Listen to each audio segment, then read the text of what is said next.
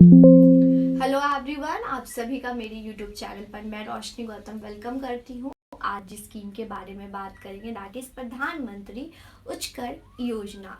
Okay, अभियान और PM Usha के नाम से भी इसको आप जानते हैं, जहाँ पर प्रधानमंत्री उच्चकर शिक्षा अभियान मतलब हायर एजुकेशन के लिए लाया गया है। ये स्टूडेंट, पहले इसका नाम रूसा था, अब इसका नाम ऊषा हो गया है। पहले इसका नाम था प्रधान राष्ट्रीय उच्चतर शिक्षा अभियान। ओके, राष्ट्रीय, जिसका नाम इसका हो गया है प्रधानमंत्री उच्चतर शिक्षा अभियान। ये जो रूसा था वो 2013 अक्टूबर 2013 में आया था, और ये जो है ये जून 2023 में लाया गया है। इसका नाम चेंज हुआ है। ओके, इस प्रकार से।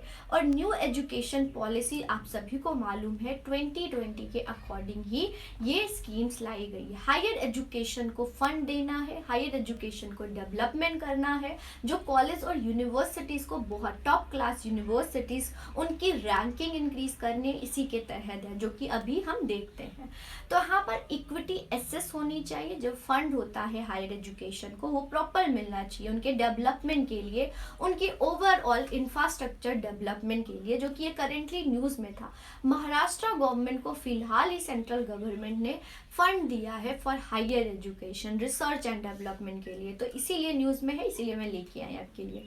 तो इक्विटी एसेस होना चाहिए और इंक्लूसिव होना चाहिए हायर एजुकेशन में। ओवरऑल हमारा ये नहीं होना चाहिए एक यूनिवर्सिटीज़ बहुत डेवलप्ड है और टॉप है और दूसरी नहीं है। जितने भी स्टूडेंट हैं सारे यूनिवर्सिटीज़ में पढ़े और सब में क्या होनी चाहिए, टॉप क्लास यूनिवर्सिटीज़ होनी चाहिए। Quality of teaching learning process increase होगी स्कीम के तहत। और जो ग्रेडिंग होती है ना, नैक जो देता है A++A, तो वो सारी यूनिवर्सिटी की अच्छी हो इसी योजना के तहत। और इंफ्रास्ट्रक्चर, डिजिटल इंफ्रास्ट्रक्चर इंक्रीज करना है। और मल्टी डिसिप्लिनरी अप्रोच, अभी आप देखेंगे स्टूडेंट सारी इंडस्ट्रीज जो है ना वो कॉलेज और यूनिवर्सिटी से लिंक कर रही हैं, ताकि जो है ना बच्चा पढ़े तो उसको डायरेक्ट जॉब मिल जाए, क्योंकि अनएम्प्लॉयमेंट बहुत ज़्यादा हो रहा है।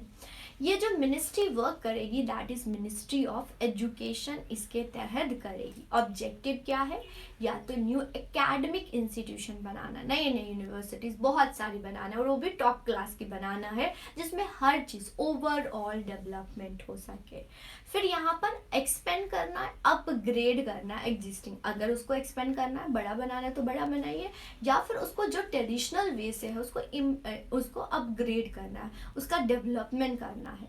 सेल्फ रिलायंट इकोनॉमी ऐसा बनाना है कि उसकी जो फंड है, उसकी जो क्वालिटी है वो इंक्रीज हो, राइट। सेल्फ रिलायंट, उसका फंड किसी सेंट्रल गवर्नमेंट पे या स्टेट गवर्नमेंट पर डिपेंड नहीं होना चाहिए यूनिवर्सिटीज को, इतना फंड वो जनरेट कर पाए। फिर फंडिंग की बात करें तो स्ट्रैटेजिक फंडिंग, मतलब जो काम होगा उसी के अकॉर्डिंग फंड दिया जाएगा।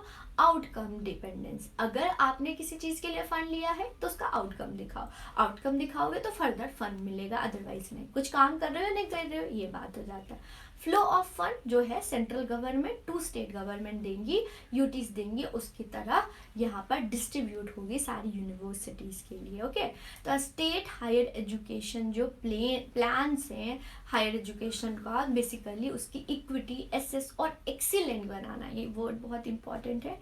इक्विटी मतलब कि सारी यूनिवर्सिटीज डेवलप्ड होना है, एसेसिबिलिटी मतलब अप्रोचेबल होना चाहिए, चाहे स्टूडेंट के लिए हो चाहे यूनिवर्सिटीज के लिए हो, और एक्सीलेंट होना चाहिए सारी state universities higher education. Okay, तो इस प्रकार से हमने प्रधानमंत्री उच्चतर शिक्षा अभियान, बहुत इंपॉर्टेंट है, इसके बारे में देखा। इसी के तहत एक एजुकेशन से रिलेटेड पीएम श्री योजना भी है, उसको भी हम देखेंगे, वो भी बहुत इंपॉर्टेंट है स्टूडेंट, वो स्कूल लेवल के लिए, तो ये हायर एजुकेशन के लिए है ना, उसका मतलब हायर एजुकेशन के लिए। तो स्कीम्स हम करते रहेंगे, जो भी करेंटली न्यूज़ में होगा हम करते रहेंगे।